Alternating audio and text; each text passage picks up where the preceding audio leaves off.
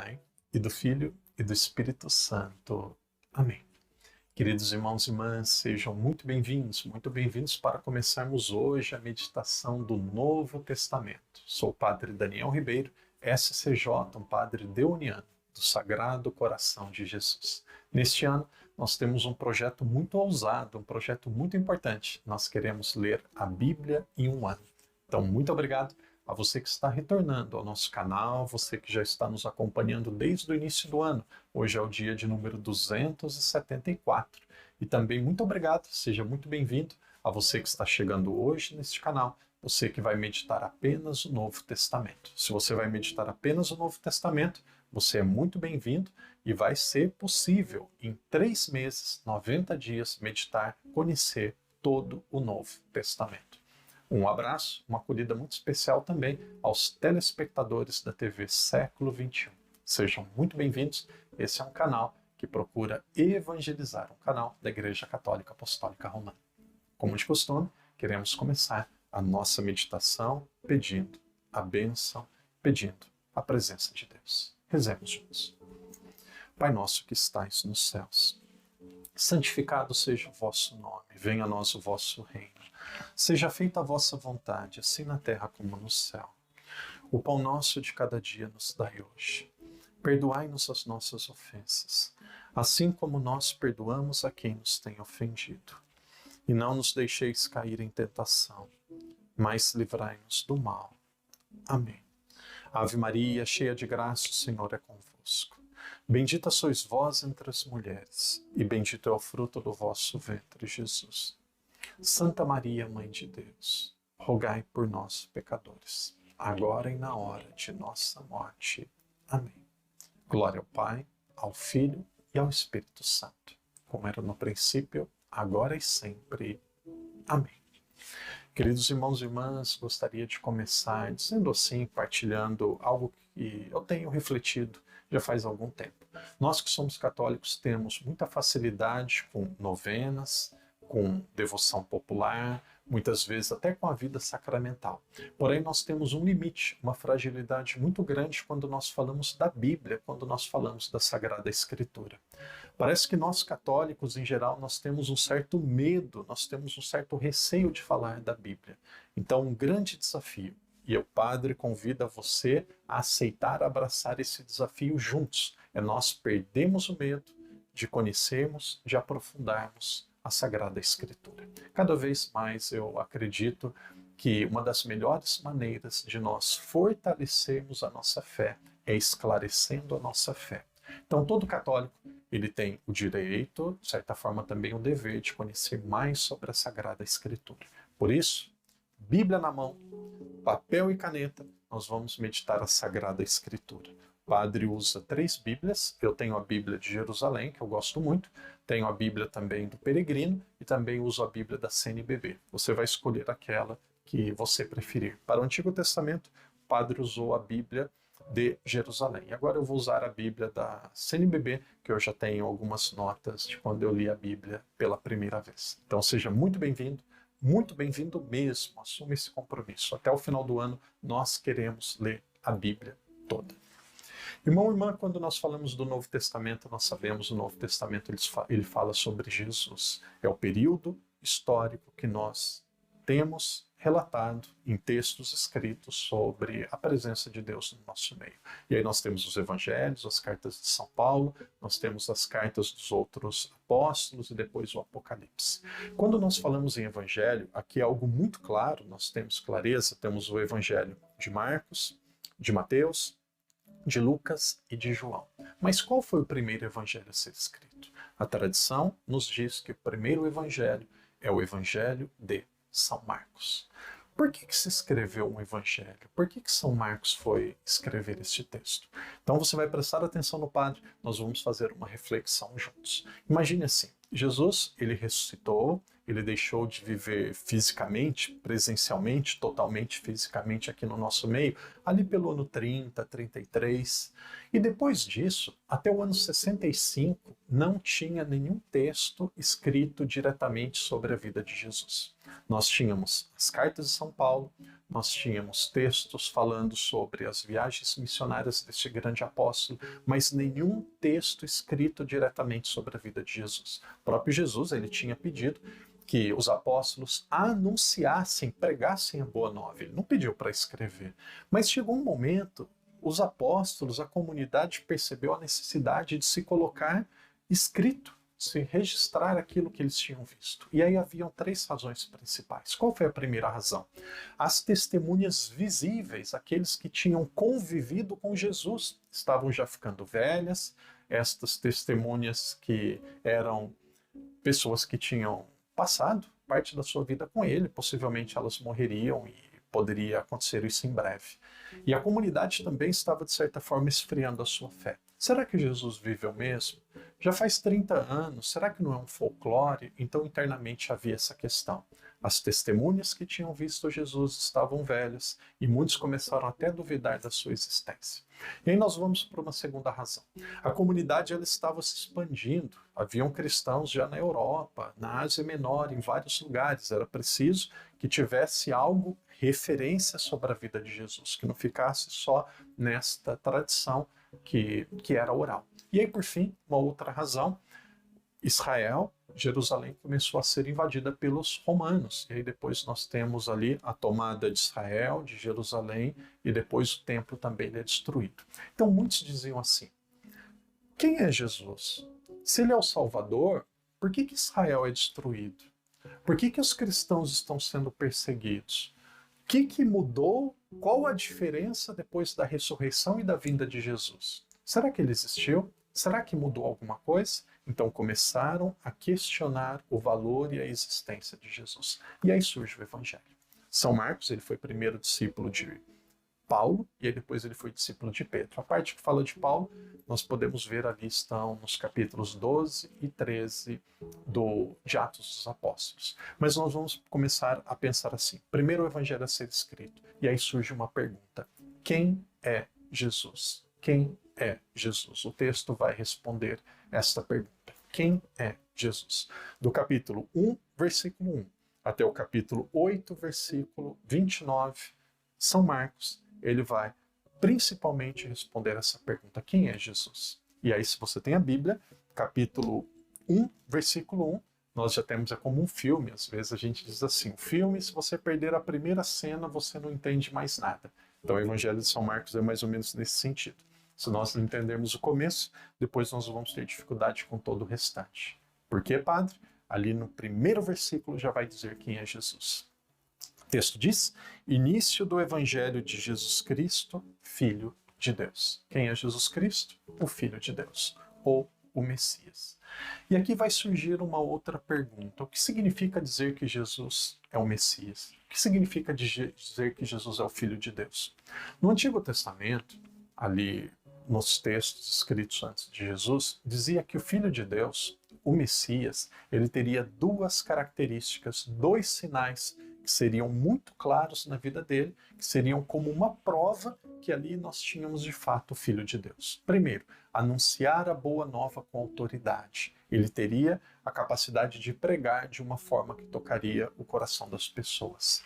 Anunciar, pregar com autoridade. E a segunda, realizar milagres. Curar as pessoas, expulsar espíritos impuros. Então, no Evangelho de São Marcos, conforme vocês vão lendo, e nós vamos voltar a isso várias vezes, nós vamos encontrar essas 2 características muitas vezes e muito claras em Jesus. Jesus é alguém que ensina e cura. Jesus é alguém que cura e ensina.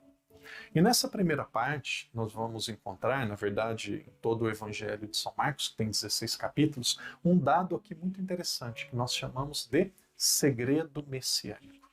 Muitas vezes Jesus diz assim aos apóstolos, ou até aqueles que foram curados, não conte nada a ninguém. Não conte nada a ninguém. E aí poderia surgir um questionamento, como que não conte nada a ninguém? A verdade, alguém que fez a experiência com Cristo deveria ser propagada. Como que não é para contar nada a ninguém? E aí temos 2 explicações por isso. Porque Jesus, sendo quem de fato ele é, Filho de Deus, Ele é um filho de Deus diferente, não alguém que veio para ter poder sobre a terra, mas uma pessoa que iria sofrer e depois iria ressuscitar. Isso seria compreendido apenas na cruz. Então não adiantava as pessoas anunciarem antes dele se revelar totalmente.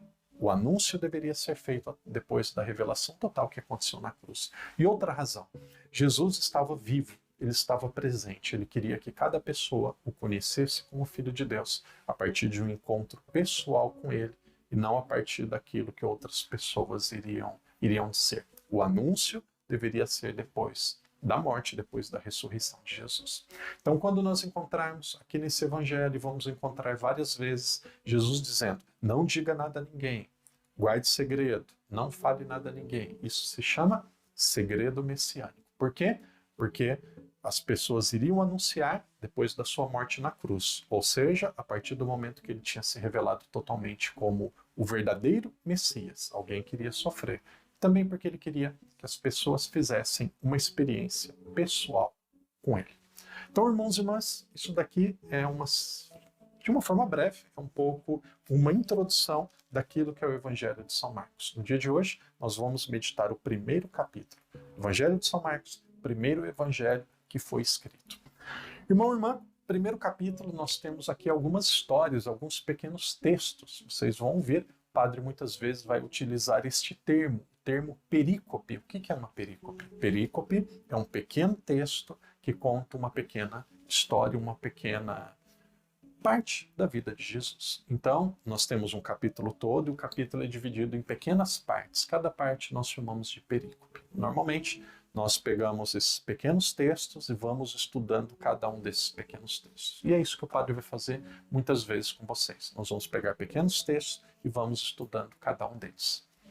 Os vídeos são breves, naturalmente não dá para fazer um estudo, mas você que já leu o capítulo 1 tem aqui alguns dados que eu gostaria de meditar com vocês.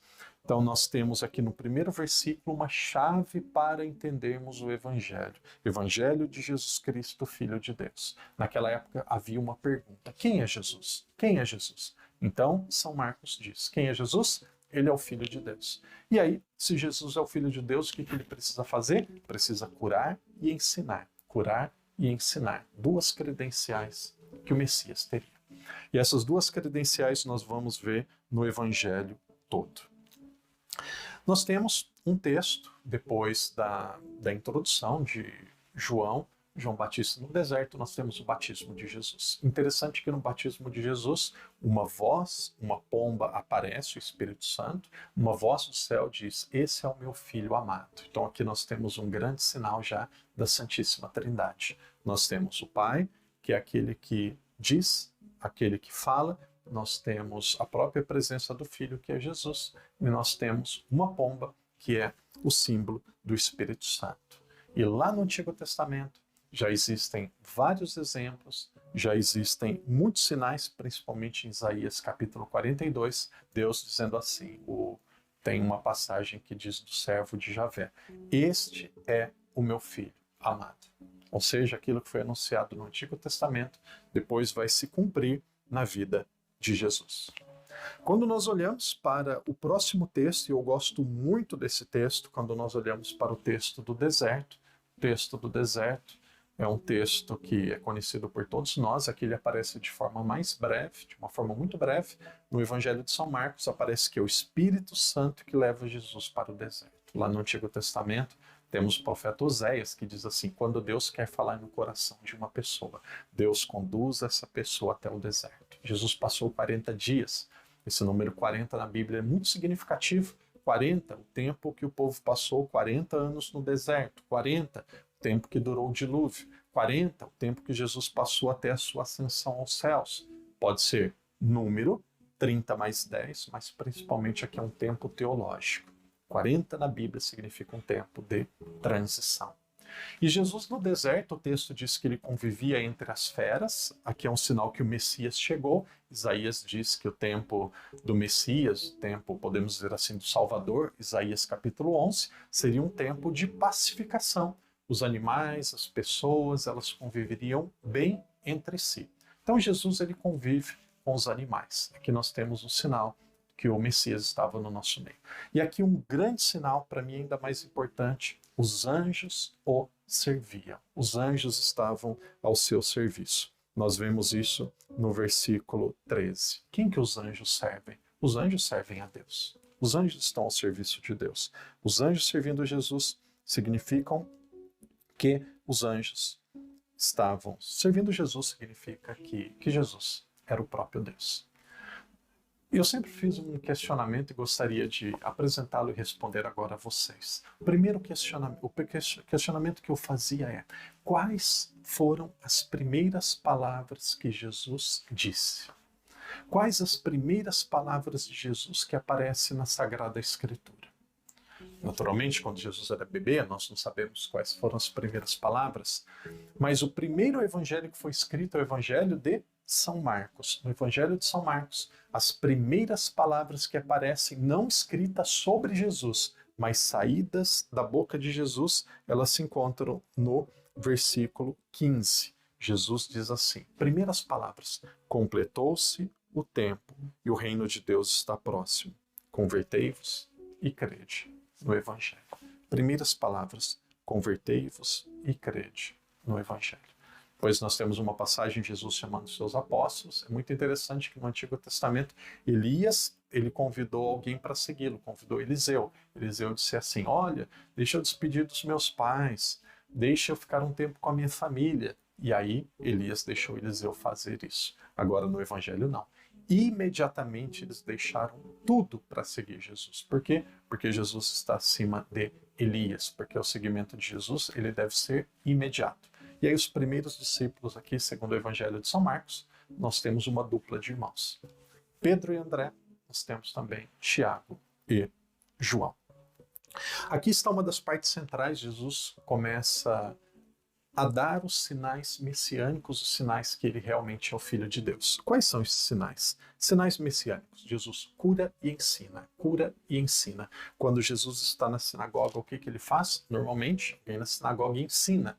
Mas no Evangelho de São Marcos, Jesus é o Filho de Deus. E para provar que ele é o Filho de Deus, ele tem que ter essas duas características. Então aqui nós vamos encontrar Jesus curando e ensinando. Ele entra na sinagoga, o que ele faz? Ele ensina. Depois o que ele faz? Ele cura.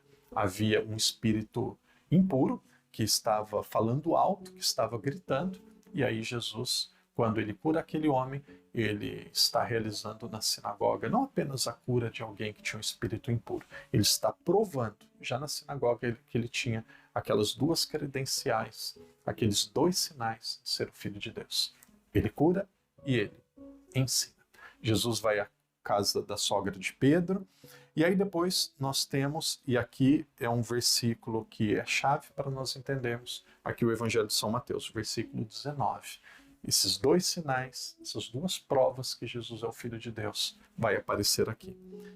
Capítulo 1, versículo 39 diz assim: e foi proclamando nas sinagogas por toda a Galileia e expulsava os demônios.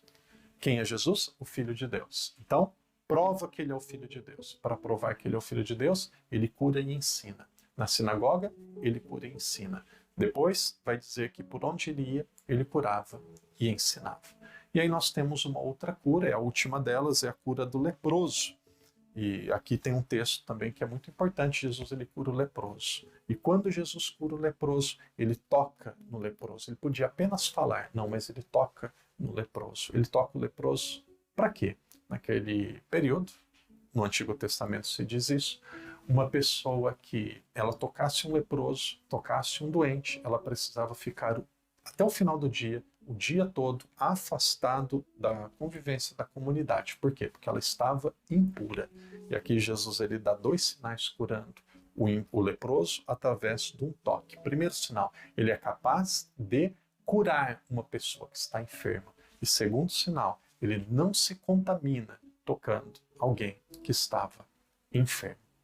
Irmãos e irmãs, um grande santo da igreja, São João Crisóstomo, ele diz assim: essas três curas aqui que nós vemos, acontece um processo daquilo que foi a destruição, comparando daquilo que foi a destruição do ser humano no começo do mundo. Quando nós olhamos ali no começo, nós temos a serpente, depois nós temos a mulher que aceitou ser desobedecer a Deus, e aí por fim nós temos Adão, que acaba desobedecendo também. Então nós temos um espírito impuro, que ele é curado, aqui representa aquela serpente. Depois nós temos uma mulher que se afastou de Deus, e aí depois nós temos representando a mulher, a sogra de Pedro, e aí por fim nós temos uma terceira figura, que é a figura do homem, a figura deste leproso. Como entrou a destruição do mundo, o pecado do ser humano, serpente, mulher e homem. Aqui nós temos também um grande sinal, a mesma sequência mostrando a libertação que veio e foi trazida por Jesus com a cura deste leproso.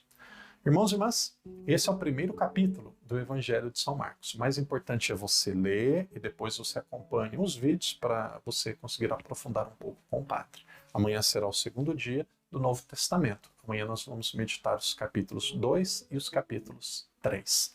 O que o Evangelho de São Marcos quer dizer? O Evangelho de São Marcos quer responder primeiramente essa pergunta: quem é Jesus? Quem é Jesus? O Filho de Deus. E sendo o Filho de Deus, ele precisa e vai fazer duas coisas. Ele precisa ter esses dois sinais: cura e ensina. Cura e ensina.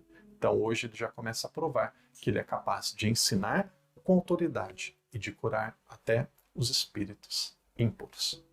Que Deus te abençoe, que Deus te proteja. Seja muito bem-vindo. Assuma esse compromisso. Nestes próximos meses, nós vamos ler e meditar a Bíblia toda. Em nome do Pai, do Filho e do Espírito Santo. Amém.